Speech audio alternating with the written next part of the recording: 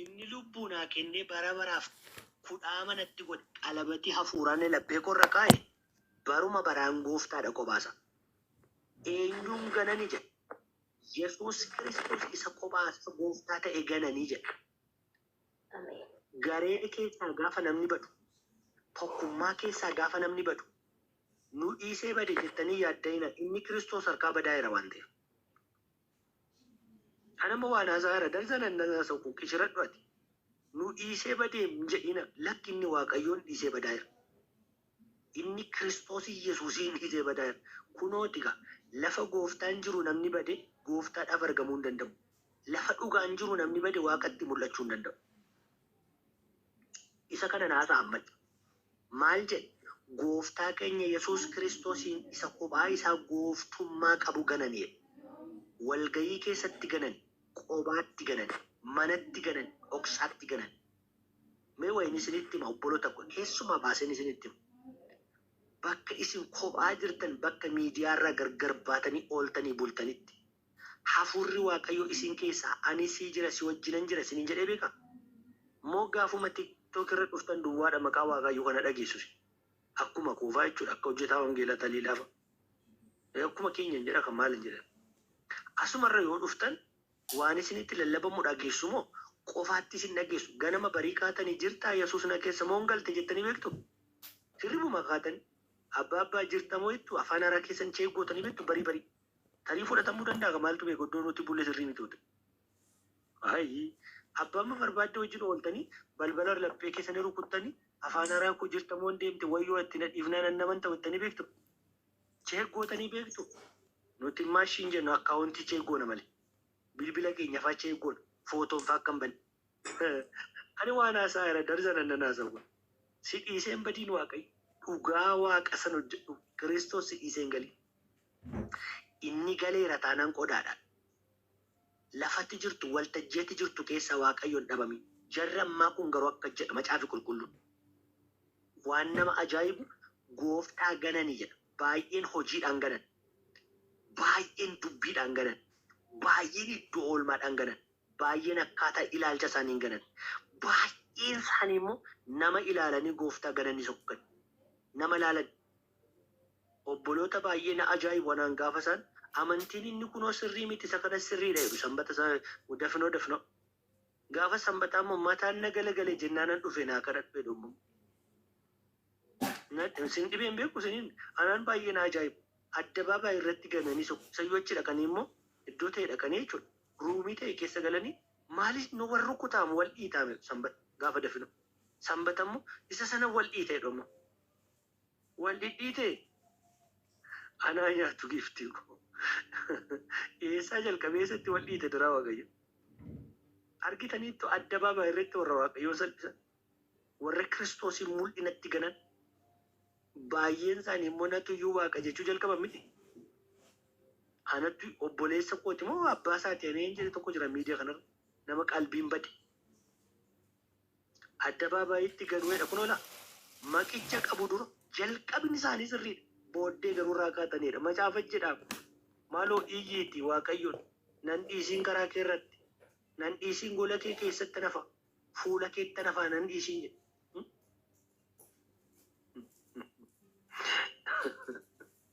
Yesuus bara baraan gooftaadha. Ayi nama gooftaa ta'u. Waaqayyo nun dhiisiin obboloota. Dhugumaan isinitti himan. Firoonni miidiyaa kanarraa namni 30 namni 40 maqaa si balleessee nama miti inni tunaan jettani natti tola. Waaqayyo garuu mucaa koo naan jedhee natti hafuusa. Isin inni sirrii miti jettanii galtanii Kiristoos tokkichi immoo inni sirriidha jedhee natti hafuunnaa boonsanaan. Jarri kun garuu mul'inatti ganan. Mee wayini isinitti himu. Kabajuma guddaadhaan wayi isinitti himu. Mee tsatti jedhaati. Akkan amma isinitti haasa'u kan haasaa shaagaltanitti Waaqayyo wajjin. Yoo haasaan jirtanii ormatti haasaa jirtu ta'e isin mul'inatti gantanitti.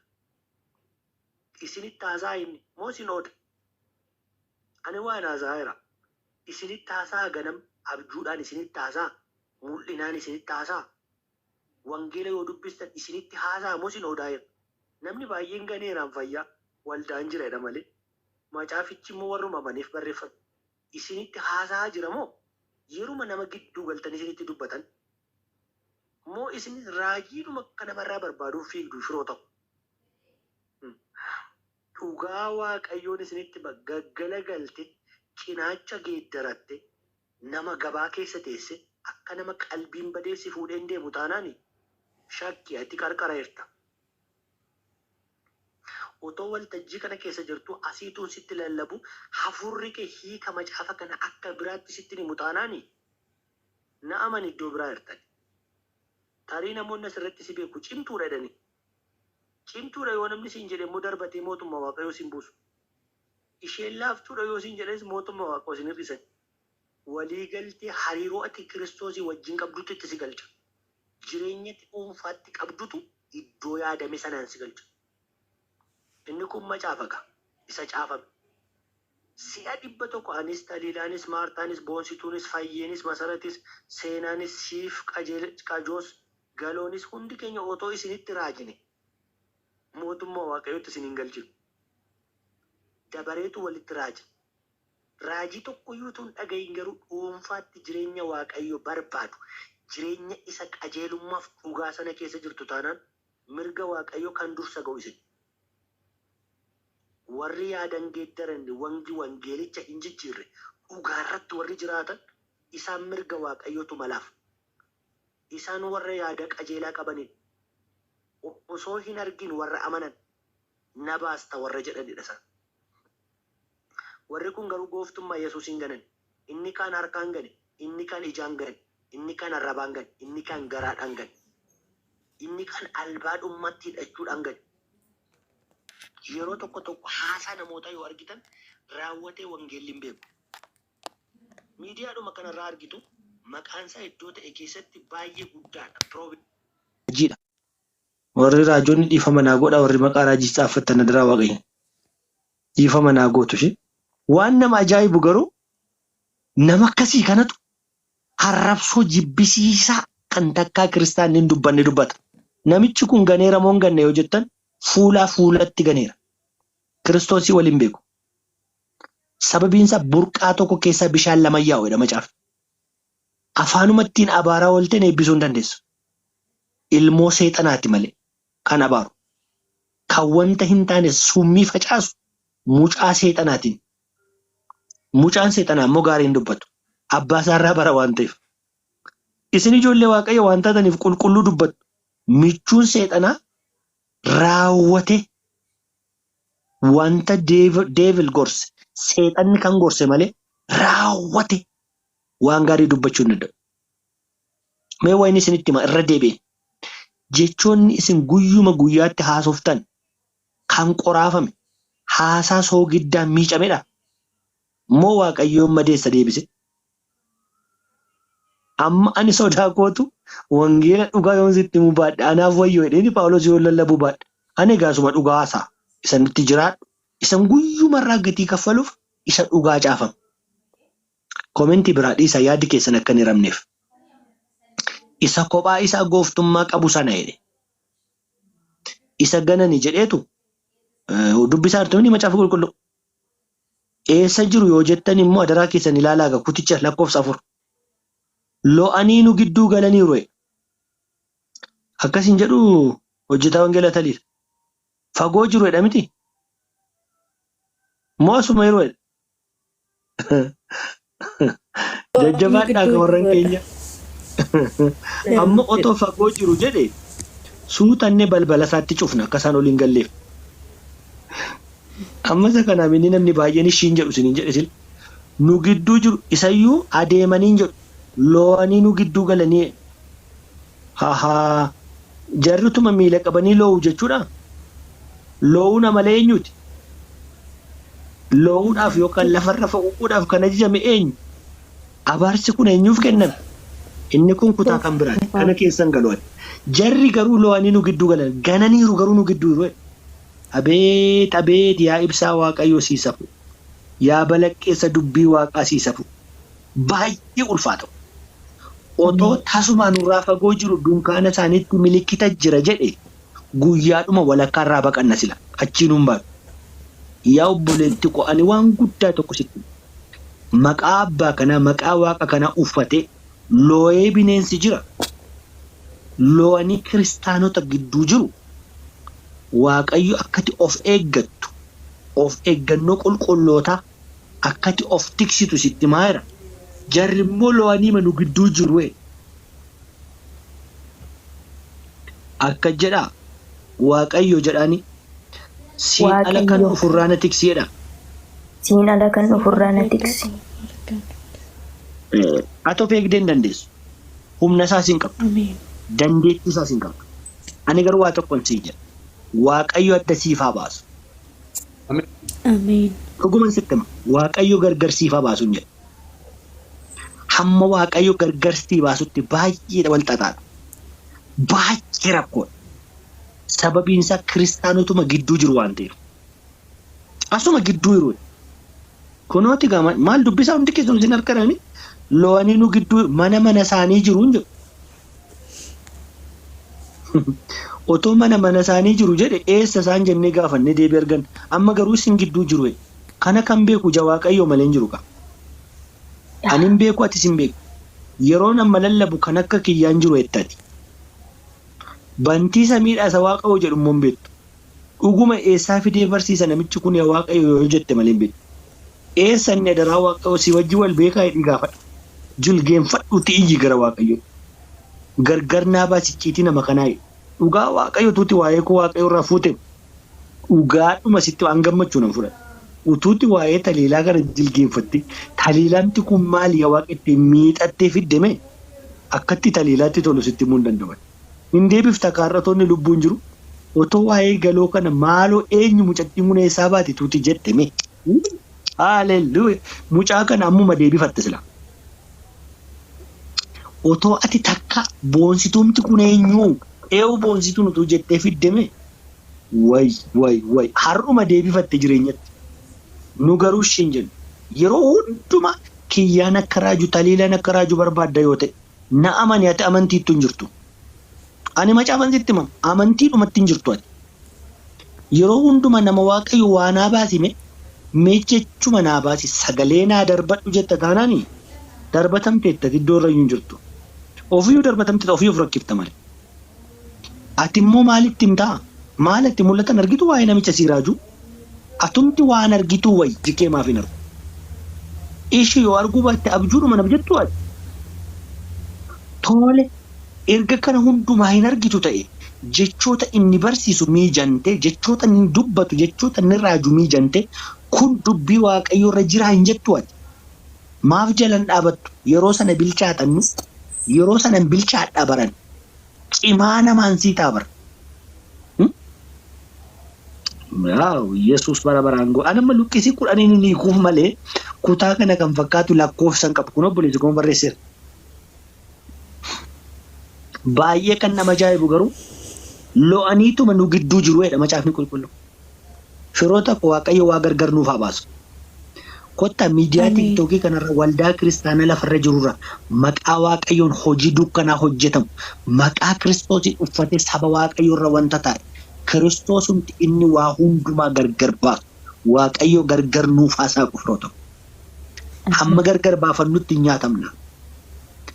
Ni beektu miti maal isheen shuumoo yookaan mulluu gaafa affeelanii taliin beekta yaada. Warra kaanis beeku jedhee yaada. Tokko keessaa ishii jetteen bilchaattu abidda hamma kanaa keessa darbitee teessi. Yeroo isin nyaattan ilkaan keessan akka isheen isin dhukkubsitu. Tureera kanta kana ergan argee garuu sammuutti na dhufaam. Dhaloota baay'ee inni akaayee bare nama baay'ee inni gamaa budaa beeqilaa yaa baaqelaa budaa beeqilaa sirriidha. Wanti nama ajaa'ibu maaliif ati baaqelaa budaa sana hin taatu abbaan barbaade maasitti waan barbaade sitti mee deebi'a. Hin jabaattooti jedhanii maali waa'ee mucaa kana maaliif siin hin jedhan qo'ate natti mimee asiisinnatti walitti funaantu akka midhaan kadhattu maali. Iddoon dhumarra funaante nan siif taareem yoom gargar baafattas. Kadhattu argitanitti miti korojooma tokkotti funaanaa oola. Yoom gargar baasaa isa bilchaate isa hin bilchaannes walumatti funaa yoom gargar baasa firoota. Jarri nu gidduu galan kunis itti facaasanii dubbii dhugaa sitti lallabame isa kamtu biqila gaa wal makeen girdaadaa fi qamadii sirriinoo isa kama biqilchu maatiin kee natti mikaa isa kama biqilchu inni tokkos waan qabu sitti facaase hin biqilum sanyiin akkasii baruma kamiyyuu hin biqilu inni gadheen sun isa gaarii harkaa balleessa waan ta'eef akkuma aramaan miidhaan balleessu dubbii dhugaatti dhageessisi keessatti maseensa.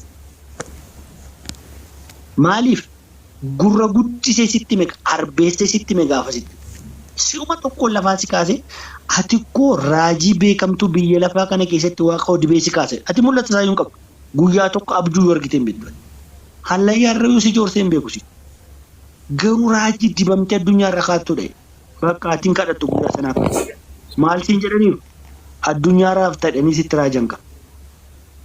Otoo addunyaarraa siin dura raafamuu baay'ee jira dhimbiibamuu baay'ee jira.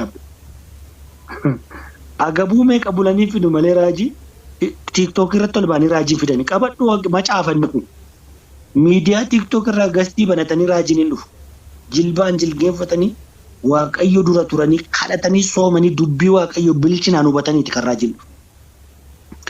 Miti miidiyaa irratti dhufa itti immoo ragaa fideenna akkuma warra kaan sana gara kuteessa ta'anii waan hundumaatti gargar baanii daandii Kiristoos nama kaayirra dhaabbatanii soomaaf sagada fuula waaqayyootti qabataniitu maaliif na uumte eessantii dhaqa jedhanii fiduraa jiru.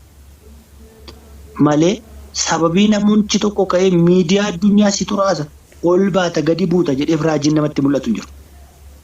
Inni kun isa sobaati fake news oduu sobaati fakkeessaadha. Kunoo nu gidduu galaniiru. Afatanii ciisaa yeroo mammanuu gidduu galuu duwwaa miti numa ciisaa yeroo ciisaa yeroo isaan kunedha laadaraa waaqayyo dhaggeeffadhaa isheedhuma isaan kun wanta yakka isaanitti mursiisu kana jalatti duraan dursanii caafamaniiru durumayyuu waamamaniiru garuu yakka kan isaanitti mursiisu jalatti kufanii. Wow! Yesus bara baraan gooftaan. Maqaan Yesus haa ulfaatu. Mee yoo hin danda'e qabxii tokkoon kaasa. Dhaloonni waaqayyo malee jiraatan kun eenyu? Kutaa tokkoffaa isaan kaasa. Dhaloonni waaqayyo malee jiraatan kun eenyu? Tokko jedhaati. Dhaloonni waaqayyo malee jiraatan eenyu erga jettanii? Kutichuma kana lakkoofsa 4 duwwaanii kan magana tokko jedhaati. Ayyaana waaqayyo argachuun jireenya gadhiisitti jiraachuudha kan jedhan. Ayyaana waaqayyo argachuun jireenya gadhiisitti jiraachuudha warra jedhan. Phexros lammaffaa boqonnaa 2 lakkoofsa 13 eenyuun dubbisa. Phexros lammaffaa boqonnaa 2:13 fi Galaatiyaa 2:4. Ayyaana waaqayyo argachuun ayyaana waaqayyo keenya argachuun gadhiisitti jiraachuudha jedhanii warra amanan. Dhaloonni waaqayyo malee jiraatan kun warra ayyaana waaqayyo gadhiisii godhan. Takka amanteetta, takka fayyiteetta, deebiteen xurooftu. Lama Phexros meeqattanii? 2 Phexros 2:13. Takkaadhuma amanta waaqayyoon lammaffaa xurii sitti bu'u. Jecha jaraati. 2:13 akkas jedha. Gatiin jallina isaanii jallina irratti in raawwatama. Isaan guyyaa guutuu jireenya keessaa ba'aa jiraachuudhaan kajeellaa isaanii isa hamaa raawwachuutti in gammadu. Kajeellaa isaanii isa hamaatti jireenya keessaa ba'aa jiraachaa yeroo isaanii wajjin nyaatan isaan xurii fi mudaa isinitti in ta'u. Yeroo isaanii wajjin nyaatan jedhe isa kan hin dubbadhu. Biddeenadha miti taliilanni kun xibsiyaasaa miti. Boonsitu waa'ee xibsiyaasaa miti inni kun yeroo isaanii wajjin nyaatan xurii isinitti dibu'e yeroo isaanii wajjin nyaatan waa'ee xibsiyaasaa miti amma nyaatadha. Amma kutaan kun dhoksaa baay'ee qaba. Waa'ee xibsii waa'ee maal jedhama shaayee bunaa naasa'u. Yeroo isaanii wajjin waa nyaatan dubbii qulqullaa yeroo wajjin nyaatan xurii isinitti dibu'e. Waa'ee biddeenaa naasa'u inni kun. Waa'ee biddeena nuti qitifoo walii binnu haasaa miti. walgahii isaanii keessa taa'anii waa raawwachuudhaan maal isinitti dibu'e jireenya keessaa ba'aa waan qabaniif xurii isinitti dibu'e nuti immoo isa oolla inni egaa nuti rakkanneerra tila nu rakkanneerra nu dhumneerra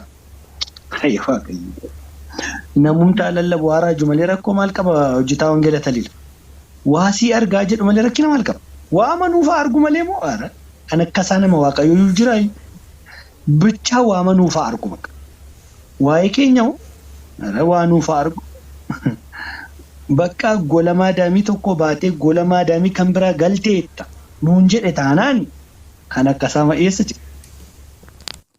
jabaan akkasaa seera. Macaafni garuu wajjin nyaachuudhaan xurii sitti dibu'edha. Maal sitti dibu? Xurii.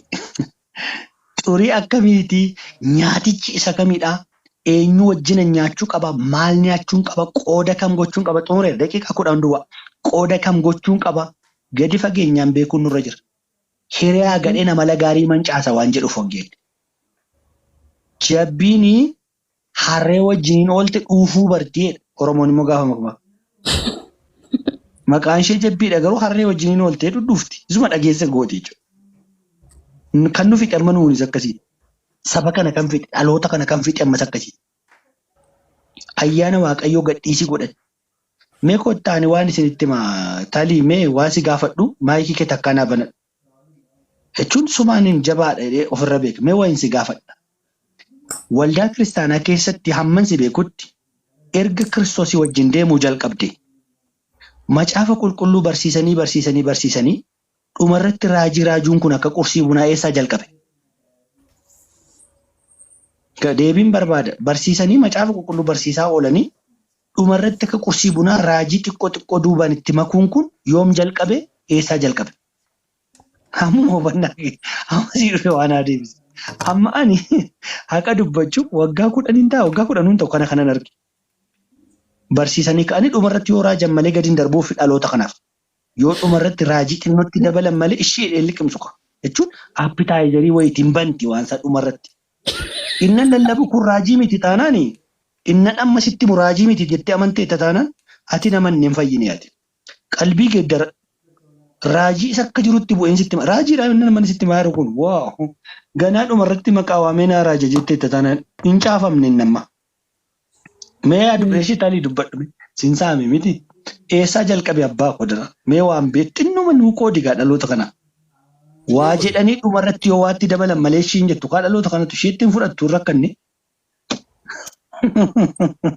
Waa'ee kana guyyaa biraan dubbadha dhugaanis nitti magaru dhaloonni. Immeejii ammaa kanaan deeman fagoon gaari. Utuun si lallabuu dhukkubi kee baqeen badu yoo ta'e, usuun sagalee waaqayyoo sitti himu usoo buleessi koo si lallabu gadameessa keessaa wanti si dhukkubu dhangala'ee bishaaniin ta'u yoo ta'e, ati namanne ammayyu. Dubbiin lafee namaarratti lafee biqilchu dhiiga namaa keessaa dhukkuba kan rukutu raajii miti sagalee waaqayyooti malee. Hin dhageenyaatu. Atoon maalam godha gaamman amma barsiisittee dhufte miti. Barsiisi dhugaan waan hin jirre biqilche sagalee waaqayyooti. Kattaa keessa kan bishaan baase. Bishaan keessa immoo kan gargar hiree karaa dhaabe raajii miti abbee sagalee waaqayyooti. Wangeelichuma nuti dhageenyeen jireenyatti baane malee raajii funaannannee miti kan jireenyatti galle. Karri samii banee dhufe foon uffatee nu gidduu buufate raajii miti. Inni wangeeluma.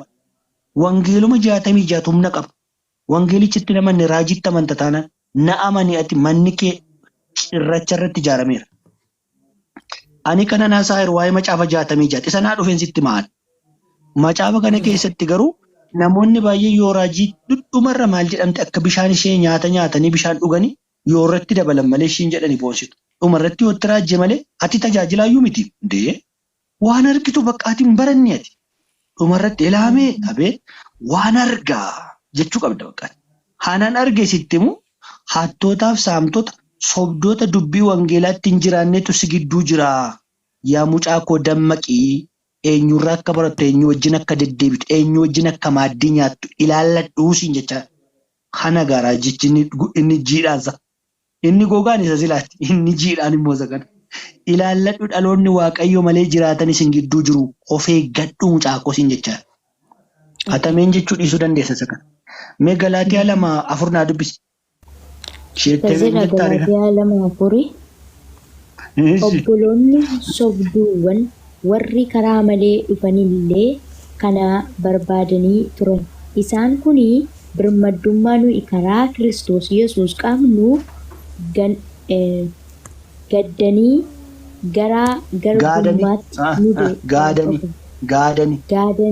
gara garbummaatti nu deebisuudhaa fi dhokatanii dhoksaatti nu gidduu lixanii. Ilaa argitaniittu warra birmadummaa nuti waaqayyotti qabnu akka nuti waaqayyotti naasofneefi ofii isaanii wajjin nu haasofsiisu. Innan ani si raaje kun siin taane nuun jedhu. Eessaa fideen raajaa yoo waaqayyoon dubbanne ta'e. Mee wanta karaa koo sii ta'e dhugaa ba'i. Maal jechuudha jechi kun taliila? Karaa koo waan sii ta'e mee dhugaa ba'i. Maal jechuudha? Akkamitti karaa kee naa taame? Karuma kamiin karaa kee naa taanaaf? Humnuma maal qabdaa karaa kee naa taanaaf? Waaqayyo sitti dubbatee siin hojjenne yoo jette wee karaa koo maa inni karaa kee? Riqicha maalii ta'e? Ati koo waaqayyootu meesenjeriidha sitti hime waaqayyo jedhi jedhe bakka hin jette. Jedhi siin jedhe hin jette fitte bakka ati gahike. Gahicha isa jette ani ragaasii bahee ol waanan si kaaseef ol hin kaatu. Ani dubbachuu yoon isas gadi hin buutu. Waaqayyo dubbatee godhaadha jettee gidduudhaa baataati. Inni haasa'e sun amanamaadha jettee gidduudhaa baata. Jarri garuu lo'anii nu gidduu galaniiru. Hini gaaduudha birmadummaa keenya gaadu Kiristoos jalaa nu baasuuf dhufu. Waaqayyo dabarsee itti sillaati. Warra gaadan kanatti Waaqayyo dabarsee sillaatiin hin jedhe. Ani amma iyyuu hin fixne qabxiiwwan ganaa hedduun kaasaa amma garuu xumureera daqiiqaa 2 kadhadha. Namoonni baay'een rafuuf ariifatu maatii isaanii egaa daqiiqaa 2 duwwaan kadhadha. Raajii caaluu dhageessetta. Yoo kana ameen jette galgaluma kanaaf joo argitee bulta. Yoo inni ammaa gadi siin darbine ta'e immoo jilgeeffadhuu gadi dhiiti mana keetti miidiyaa kanarraa bu'iiti. Na dhiiftaa isa jette akkam goote waaqayyo. Kanuma foormulaan raajii. Dhumarratti waatti naa dabalattee narra kaan eegi. An xumure raajii. Macaafichuma isa bira jiru irratti raajii. Inni immoo raajii isan dabarse. Ergamni koos macaaficha si biraan ga'u. Waaqayyo maqaan isaa kan eebbifame haa ta'u. Ameen. Mee daqiiqaa 2 kadhadhu. Yaada keessan gara kadhannaatti deebifadhaa. Warri kadhattan namni 28 asirra irra.